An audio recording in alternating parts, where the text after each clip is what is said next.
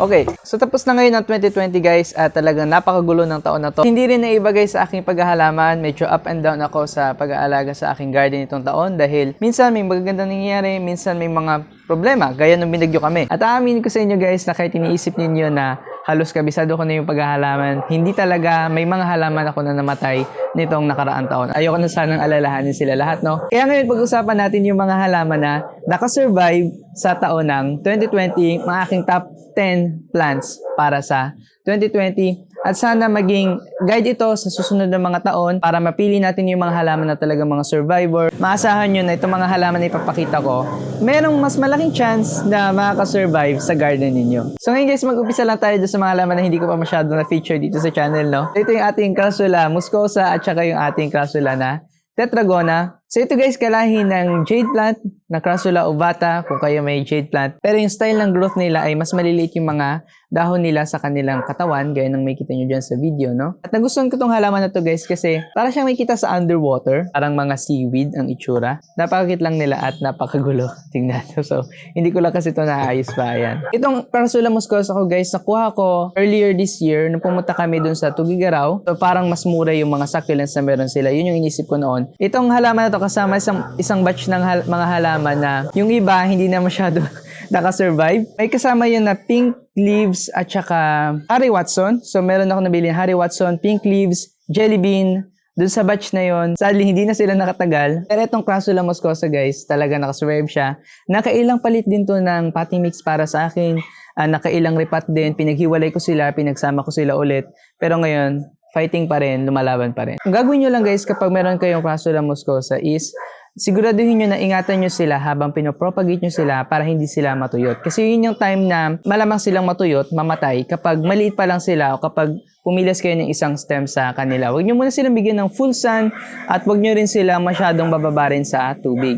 So, ganun yung kapag nagpo-propagate ng Crassula muscosa. Pero kapag nakaugat siya guys, at talaga naka-establish siya, lalaki lang siya ng lalaki, gaya ng makikita ninyo dito. Ganun din guys sa Crassula tetragona. So, mas malalaki lang ng konti yung dahon nito, no? Nabili ko to kay Sir Del sa Living Dreams na Facebook page. Kasama to sa batch ng mga common na succulents na nakuha ko sa kanya.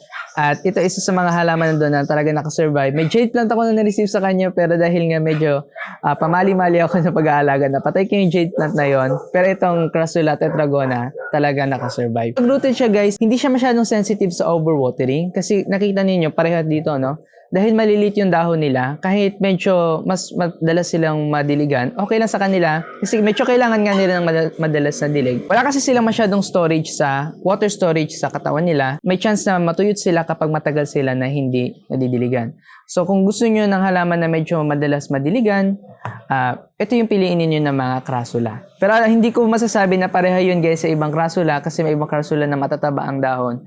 Yung mga ganun siguro, madalang nyo kailangang diligan. So yan yung ating muscosa at saka yung ating tetragona. So ito yung halaman na medyo underrated para sa akin, no? Kasi parang feeling ko hindi siya masyadong special para sa iba o para sa akin yung una. Pero nung nakita ko na talaga matatag tong halaman na to guys, itong Graptophytum supreme, nakita ko na talagang napaka-special niya dahil napaka-survivor niya na halaman. Hindi siya katulad ng ibang Graptoveria hybrids na mahirap alagaan. Meron akong bashful at saka nagkaroon ako ng lovely rose at yung mga halaman yun guys, hindi sila ganun ka, alam nyo yun, hindi sila ganun ka sigla, hindi sila ganun ka solid na halaman. Kung hindi nyo makuha yung alaga nila, hindi nyo sila mabubuhay. Pero ito, napaka-adjustable ng halaman na to, itong Graptophytum supreme. Nakailang ripat na rin to sa akin guys, pinaghiwalay ko sila, pinagsama ko sila ulit dito. At totoo, ito nga, pinropagate ko rin. Itong halaman na to, galing ito sa leaf propagation ng halaman na to. Kaya masasabi ko rin na maganda siya paramihin kasi malaki yung dahon niya, kaya marami siyang water storage para sa pagpuproduce ng mga pups. At ganoon din guys, dahil nga malaki yung dahon niya, hindi niyo siya kailangan lagi na didiligan. Kaya nga medyo mismatch kasi meron ako nilagay na tetragona dito. Hindi siya malago katulad nun kasi nga hindi ito laging nadidiligan. So ang gagawin nyo guys, isipin nyo rin pag mag-match kayo ng halaman, no, huwag nyo i-match yung medyo uhawin na halaman sa medyo hindi uhawin. Pero survivor naman tong halaman na to, medyo naanggihan to ng ulan, pero okay lang sa kanya guys. At hindi siya ganoon kadalas na naglalagas kagaya ng ibang mga makapal na leaf ng mga succulents. So kung gusto niyo ng medyo matatag na halaman, ito yung sasuggest ko sa inyo na Graptophytum supreme. At mukha siyang opalina. Baka nga may mabili kayo na halaman na opalina ang tawag, pero totoo, Graptophytum supreme pala kasi nga magkamukha sila. Pero magkaiba sila guys ng klase ng halaman. Ayan. Okay, pumunta tayo sa ating next na feature. So medyo bugbog tong halaman na to guys. Papakita ko sa inyo, no? So ito guys yung Orange Monroe.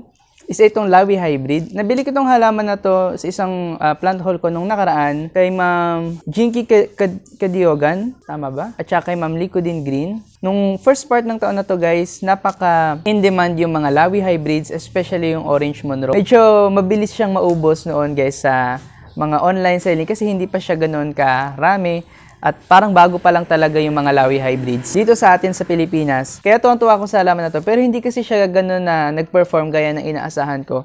Kasi inaasahan natin guys, Orange Monroe magiging orange at magiging mataba yung dahon. Pero gaya nakita nyo dito, hindi siya orange. Green lang siya na medyo bluish yung kanyang farina. Pero ang maganda sa kanya guys, continuously lang siya na lumalaki. Kahit ngayong tag-ulan, hindi siya naglalagas ng dahon gaya ng ibang mga echeveria. May papakita ko sa inyo isa pang echeveria na naglagas ng dahon na bawasan, pero ito hindi masyado, talagang hinahawakan niya lang yung dahon niya, naglalast yung dahon niya, kahit medyo hindi maaraw yung panahon. Kasi yung echeveria guys, kapag nalagay nyo sa dilim, maglalagas sila. O kaya naman, magsa-stretch sila, mag-etulate, tatangkad. So may mga echeveria varieties na ganun. Pero itong Orange Monroe, hindi siya ganun na variety, hindi siya tumatangkad, pero compact lang siya. Medyo may kita nyo magsa-stretch siya, aangat yung gitna niya dyan, aangat. Tapos medyo hihiga yung leaves niya sa ilalim, pero hindi siya masyadong mukha na etulated na gaya ng ibang mga succulents. Compact pa rin yung shape niya. Ang masasabi ko lang sa halaman na to guys, huwag nyo lang talaga silang i-overwater, hayaan nyo na matuyo talaga yung soil nila kasi nga makakapal yung dahon niya sa ilalim, marami siyang water storage. At ganoon din, dahil marami nga siyang water storage, kaya niya ma-survive yung medyo matagal na panahon na walang dilig. Pero yun nga, mas maganda ito sa ibang makakapal na mga succulents kasi nga hindi rin siya naglalagas masyado kapag medyo nabasa siya ng konti. So yun yung masasabi ko sa experience ko sa halaman na to guys.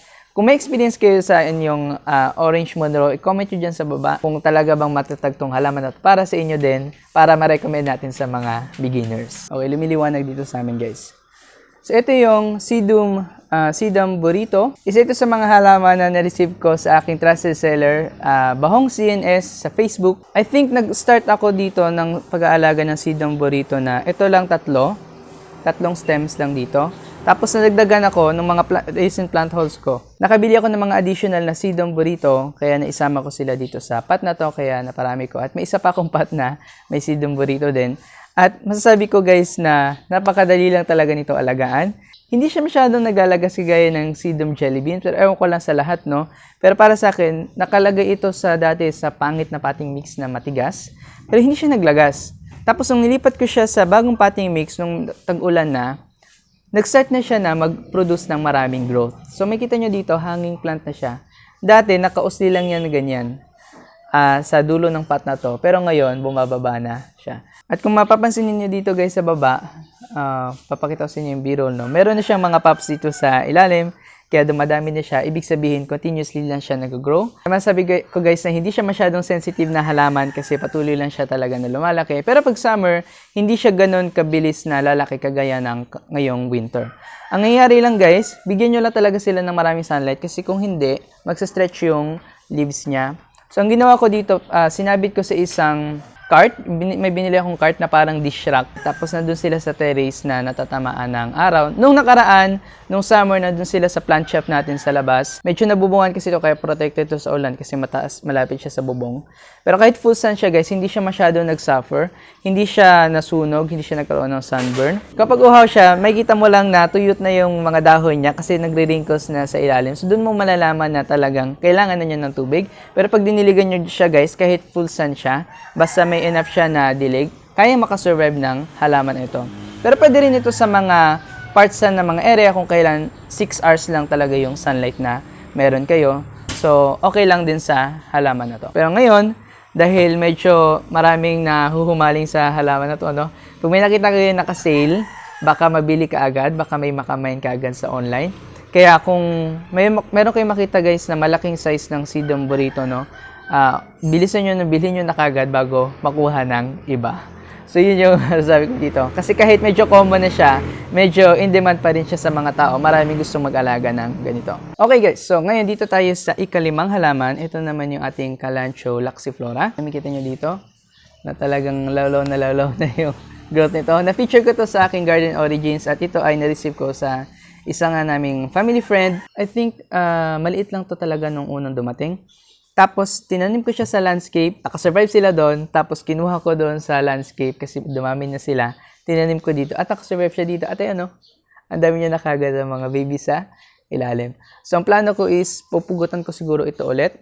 O kaya ito, pugutan ko. Para makapag-reroot siya. Itatanim ko siya sa ibang pot.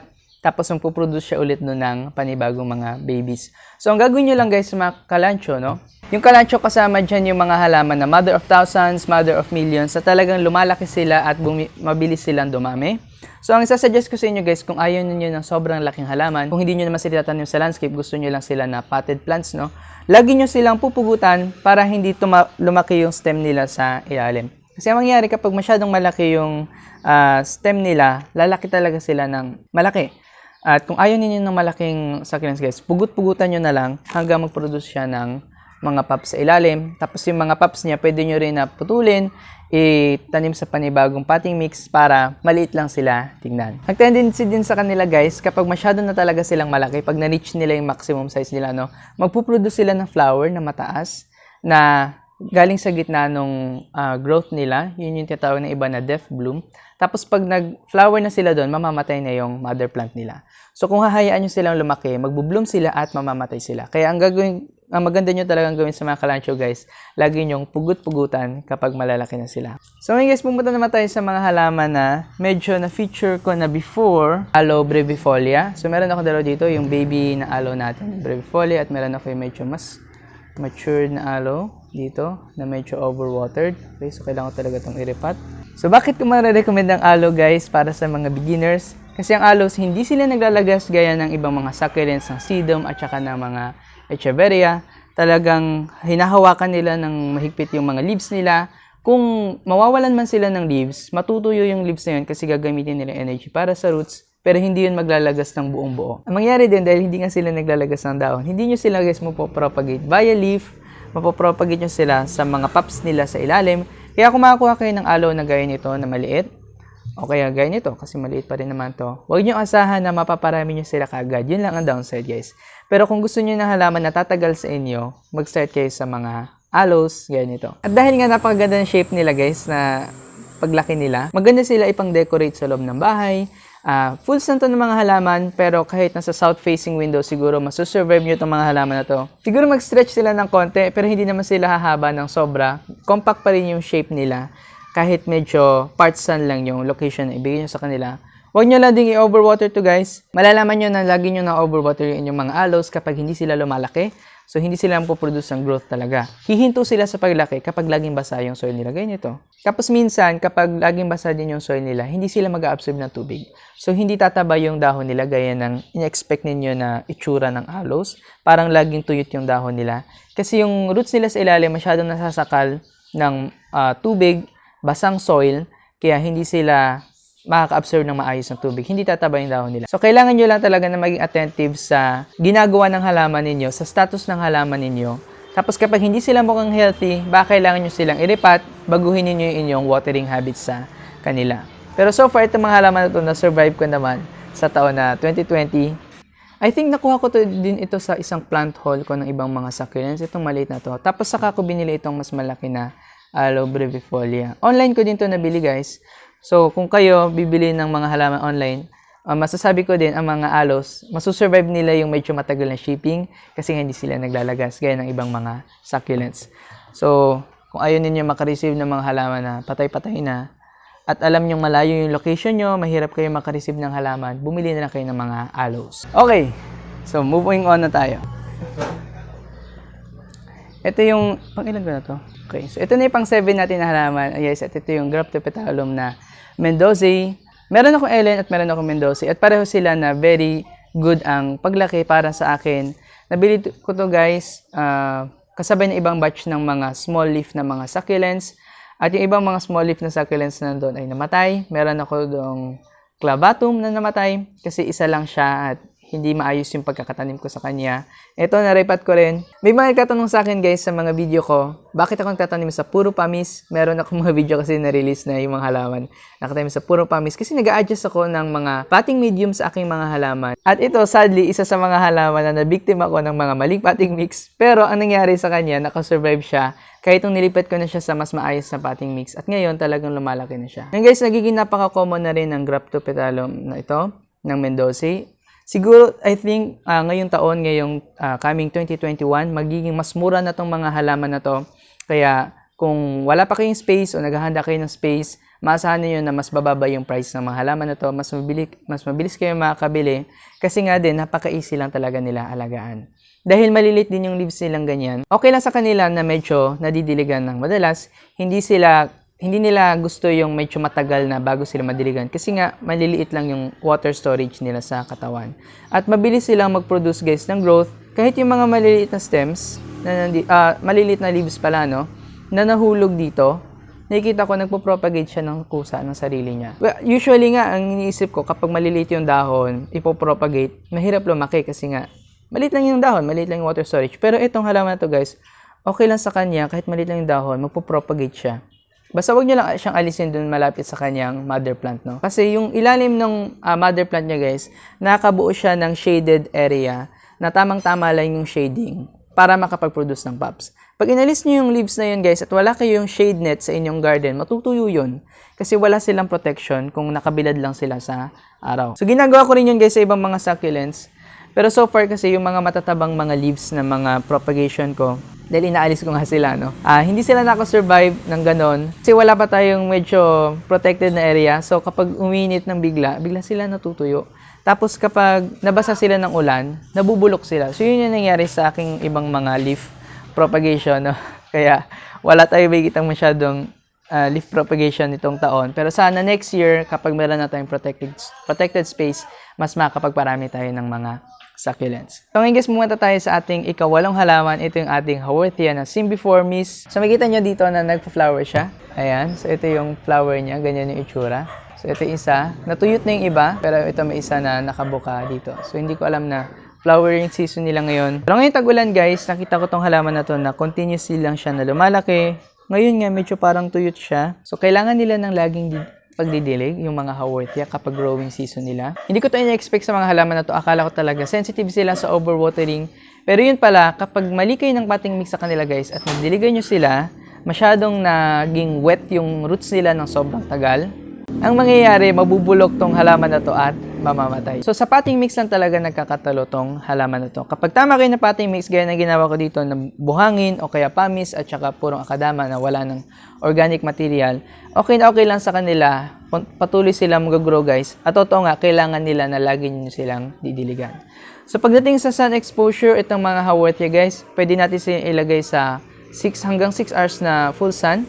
Masasabi ko na okay sa kanilang maraming araw kasi nagsa-stretch sila gaya nito. Nag-etulate sila guys kapag kulang sila sa araw. Ang mangyayari, yung leaves nila hahaba pataas. So, ang makita kasi natin na Haworthia sa online sa mga pictures, flat lang yung shape nila parang echeveria. So, yun yung mangyayari kapag full sun sila. Pero kapag naliliman sila, kapag medyo kulang sila sa araw, magsa-stretch sila, tatangkas sila na gaya niyan. Pero syempre guys, kahit full sun sila, hindi sana maganda na bigyan natin sila ng sobrang init na araw, no? So maganda, medyo may protection kung kayo outdoors maghahalaman. Bigyan nyo sila ng shade net para hindi sila masusunog o hindi sila matutuyot. Kasi kapag sobrang init din guys, hindi rin sila mag-absorb ng tubig. Kaya maganda na diligan nyo lang din sila kapag umuulan. So ako sinasabay ko sa ulan guys, kapag umulan at tuyo siya, didiligan ko siya. Pero kapag sobrang init ng araw guys, yung mga Haworthia, hindi ko sila didiligan, hindi sila iinom kapag sobrang init ng temperatures. So pwede sila magkaroon ng rot. So ito yung aking ika-9 na halaman. If i-feature, itong halaman na to guys, dumaan sa, ayun, may mga nalagas siyang dahon. So dumaan ito guys sa ups and downs sa aking paghahalaman dahil ilang beses ko nitong nilipat. Pero survivor lang siya. At hindi siya katulad ng ibang agavoides na mga echeveria na talagang nabubulok kapag na-overwatered. Ito guys yung Echeveria Pink Champagne. Hybrid ito ng isang agavoides na echeveria at ng Echeveria lawi. So masasabi nyo na hybrid nito ng lawi. Kaya may tendency din siya na mag-produce ng makakapal na leaves. So yun guys, dahil medyo stress siya sa akin, hindi ko kasi sila laging didiligan at umalis kami nito nakaraan.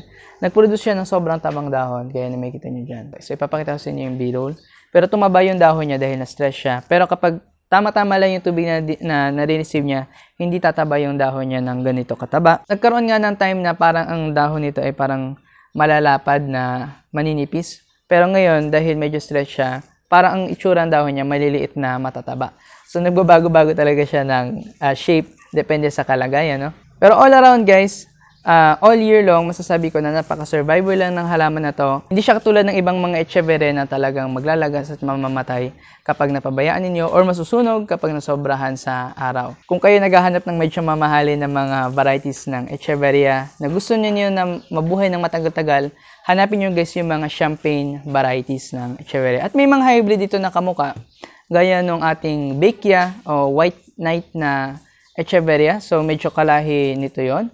So, kung makikita nyo yung mga halaman na kamukha nito, so masasabi ko guys na medyo survivor sila. Hindi lang sila mga pure breed na halaman, pero mas matatag sila sa ibang mga pure breed na halaman. Kasi ito guys, mga hybrid. Yung Echeveria lawi natin, pure breed yan. Yung Echeveria agavoides, yan ay pure breed din na halaman. At yung mga pure breed guys, sila yung medyo mahirap alagaan dito sa ating kalagayan ngayon, sa ating lugar ngayon. Kasi hindi naman ito yung natural nila na lugar kung saan sila lumalaki. So, mahirap sila mag-adjust. Pero yung mga hybrid, dahil pinili sila, selected sila para sa pag-aalaga sa bahay, kaya nila makasurvive ng medyo mas matagal sa situation na meron tayo. Kaya masasabi ko guys na kung kayo magpipili ng halaman, magpipili kayo sa hybrid, sa hindi hybrid, mas masusurvive nyo guys yung mga hybrid na mga halaman. At dahil nga mga hybrid sila guys, wala tayong makikita na wild na mga halaman na ganito. Ito, lumitaw lang dahil sa pag-aalaga ng tao, hindi sila naturally occurring sa kalikasan. So yun yung masasabi ko sa mga hybrids. Okay. Ngayon guys, nandito tayo sa last ating halaman. Ito yung ating string of dolphins. So, sabi ko, na-feature ko na to before sa mga halaman na pwede sa partial sun o sa indoor na situation. At hanggang ngayon guys, masasabi ko na yes, pwede pa rin siya sa indoor. Hindi nila gusto yung sobrang init na full sun, pero napalaki ko to guys nung nasa full sun siya na location. Nung fully rooted siya, established siya, okay lang na okay sa kanya. Pero ngayon guys, dahil anong nangyari dito sa halaman na to, nalaglag ko siya sa kanyang pinagsasabitan. Tapos saka ko siya pinaghiwalay. At dahil nga nahulog siya, hindi na siya, nag-adjust siya ng roots. Kaya marami siyang mga leaves na natuyot. So yun din ang pwede nyo siguro maasahan sa inyo yung mga string plants guys, no? Kapag hindi sila malalaking mga halaman, kapag maliliit lang sila, at lagi nyo silang nire-repat, maubusan nga sila ng dahon, kakaproduce ng bagong mga roots. Kaya maganda guys, bago nyo i-repat ulit yung inyong mga succulents, siguraduhin niyo na makaproduce muna sila ng marami-raming growth. Pero kapag rooted na siya guys, ang masasabi ko naman dito sa string of dolphins, pag rooted na siya, hindi na siya masyadong prone sa rat, at lalaki lang siya ng lalaki. Gaya ng makita nyo dito, produce na siya ng maraming growth. Para nga siyang damo na sa pagdami dito sa amin. So ang gusto ko na lang talaga alamin ngayon ay kung paano ito ipopropagate na hindi siya mamamatay, para mapag-separate ko sila at makaproduce tayo ng income, no? Mabenta natin itong halaman na ito kapag naparami natin. So kapag nasa indoor sila, medyo less ang dilig. Pag nasa outdoor sila, medyo mas kailangan nila ng dilig. So yun yung masasabi ko dito sa mga string of dolphins guys. So ngayon, yan yung lahat ng aking mga halaman. Para sa taon na ito, masasabi ko na yun yung mga halaman talaga ng mga nakasurvive. Dito na natin sila. Ayan. So nakalagay sila sa tray. Dito sa akin. Ayan. Okay. So ito guys yung mga halaman na yung masasabi ko ng mga survivors ng 2020. Para sa susunod na taon, siguro bibili tayo ng mga halaman na mas related sa mga halaman na to, para masigurado natin na yung garden natin ay talaga nasusurvive natin yung ating mga halaman. So kung kayo din beginners, masasuggest ko ito para sa inyo, itong mga halaman na to. Kung hindi nyo alam kung anong mga varieties ang maganda na umpisahan na alagaan. Kung nagustuhan nyo itong mga halaman na to, itong mga varieties na pinakita ko sa inyo, sana i-like nyo itong video at sana mag-subscribe din kayo dyan sa baba. At kung gusto nyo i-support yung ating channel, sana mag-join din kayo as member dito sa channel natin sa Cali Plants. Ipapakita ko dito lahat ng members natin. So sila yung mga nagsusupport sa channel natin, nagsisigurado na talagang makakapag-produce tayo lagi ng videos para sa lahat. So yung kanilang tulong, yung kanilang yun yung nakatulong para makasurvive yung ating channel kahit may hirap yung mga kalagayan na umiiral ngayon. Pero ngayon hanggang dyan lang muna yung video natin at kita-kits na tayo ulit sa susunod. Bye-bye!